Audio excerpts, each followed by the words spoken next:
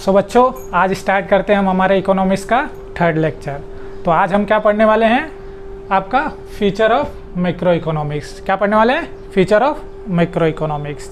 तो इसके पहले की 2 वीडियो हमने डाली हुई है हमारे यूट्यूब चैनल पे। अगर किसी ने नहीं देखा है तो पहले वो 2 वीडियो देख लीजिए, उसके बाद नेक्स्ट आप आके ये वाली वीडियो देख सकते हैं। ठीक है, चलिए आइए स्टार्ट करते हैं हमारा फीचर ऑफ इकोनॉमिक्स। तो सबसे पहला पॉइंट क्या है हमारा, स्टडी ऑफ इंडिविजुअल यूनिट।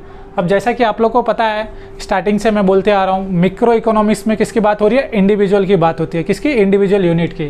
तो इसके अंदर हम क्या करते हैं? इंडिविजुअल यूनिट की बात करते हैं। मतलब हम कोई भी जैसे ले लीजिए मार्कर, हमने एग्जांपल लिया था, तो ये इंडिविजुअल यूनिट का जो है स्टडी करेंगे।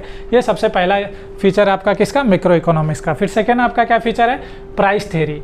अब प्राइस थ्योरी का मतलब क्या होता है कि इसके अंदर हम डिटरमाइन करेंगे कि हम हमारे प्रोडक्ट की प्राइस कितनी रखने वाले हैं। और ये कैसे डिटरमाइन होगा, प्राइस कैसे डिटरमाइन होता है, उसके भी बहुत सारे स्टेप हैं जो कि हम आगे के लेक्चर में देखने वाले हैं, स्टेप ऑफ प्राइसिंग डिटर्मिनेशन के बारे में। तो ये प्राइस थ्योरी के अंदर हम क्या करते हैं, हमारा प्राइस डिसाइड करते हैं। किसका?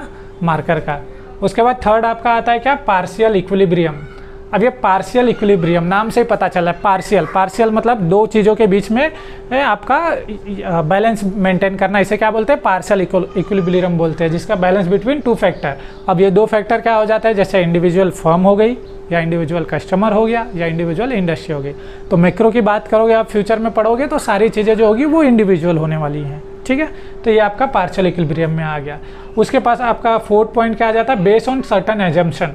बेस्ड ऑन सर्टन एजम्पशन, जिसमें एजम्पशन में किसने दिया हुआ था? लेजेस फेयर पॉलिसी ने एक क्या एजम्पशन दिया था, जो कि बहुत फेमस एजम्पशन है। वो मैं आपको बता देता हूँ क्या है इनका।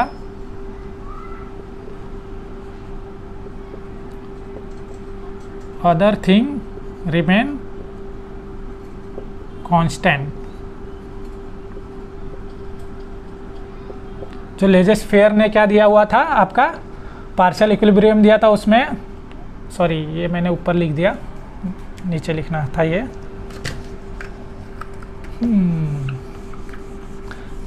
तो हमारा पार्शियल इक्विलिब्रियम किसने दिया था? लेजेस फेयर पॉलिसी ने दिया था। और क्या दिया था उन्होंने? एजम्पशन की other thing being remain constant. ये उन्होंने क्या दिया था? एजम्पशन दिया था। किसके अंदर?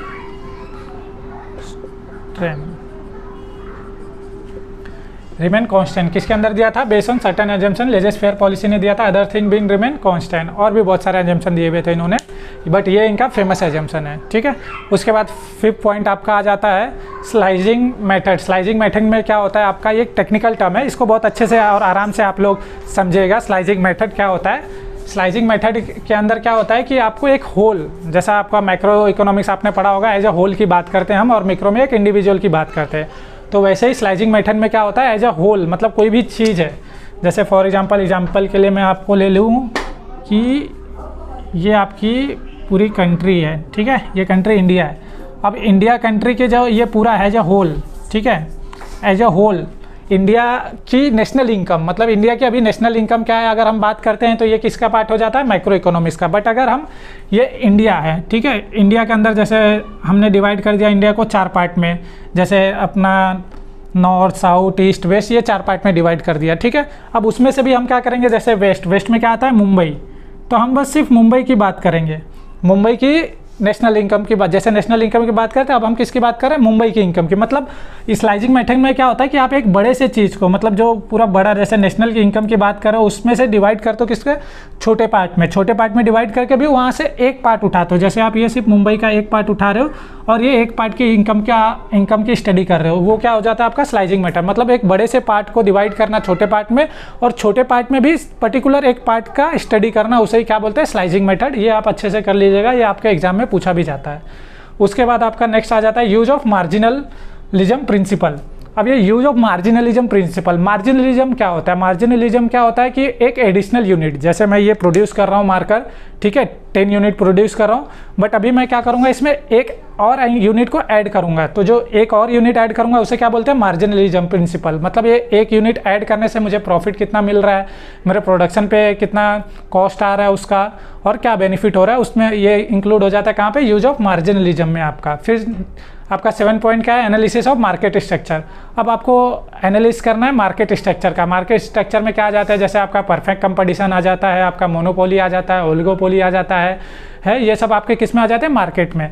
तो ये मार्केट की एनालिसिस करना है आपको, मार्केट को सीखना है। प्लस ये लिमिटेड स्कोप होता है। अब मैक्रो इकोनॉमिक्स नाम से आपको पता है, इंडिविजुअल मतलब छोटा चीज़, तो इसका स्कोप जो होता है मार्केट में वो लिमिटेड होता है। ठीक है, अब ये आपके 8 पॉइंट यहाँ पे रेडी हो गए। तो एक बार फ्यूचर ऑफ मैक्रो इकोनॉमिक्स में क्या क्या होता है, स्टडी ऑफ आपका फ्यूचर ऑफ इकोनॉमिक्स में क्या क्या होता है, मैक्रो इकोनॉमिक्स में study of individual unit, price theory, उसके बाद आपका partial equilibrium base on certain assumption, फिर आपका स्लाइसिंग मेथड, और आपका मार्जिनलिज्म, यूज ऑफ मार्जिनलिज्म प्रिंसिपल, फिर एनालिसिस ऑफ मार्केट स्ट्रक्चर और लिमिटेड स्कोप। ये आपके क्या है, फीचर ऑफ मैक्रो इकोनॉमिक्स के। एक बार आप लोग इसको देख लीजिए फीचर ऑफ इकोनॉमिक्स के लिए, फिर मैं नेक्स्ट आपको बता देता हूँ इंपॉर्टेंस ऑफ मैक्रो इकोनॉमिक्स। एक बार देख लीजिए आप लोग इसे।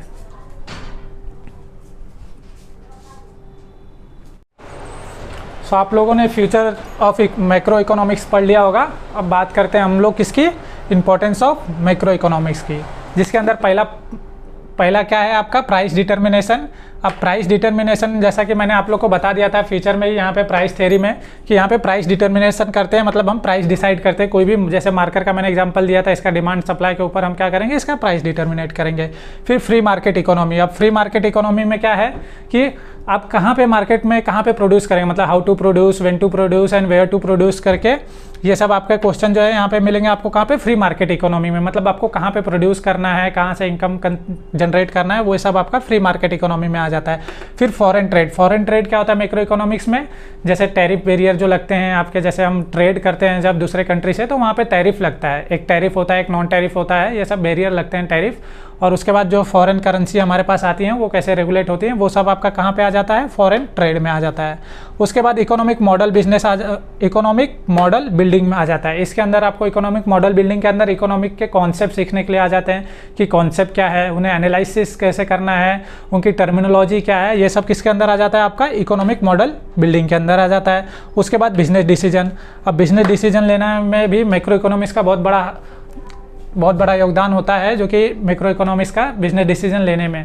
जैसे आपने इसका प्राइस डिटर्मिनेंट किया, तो सबसे पहले आपको प्राइस डिटर्मिनेंट करना है, फिर आपकी प्रोडक्शन का जो भी डिसीजन है, प्लस डिस्ट्रीब्यूशन का डिसीजन है, तो ये सब आपका जितने भी डिसीजन होते हैं वो इसके अंदर आ जाता है, बिजनेस डिसीजन के अंदर।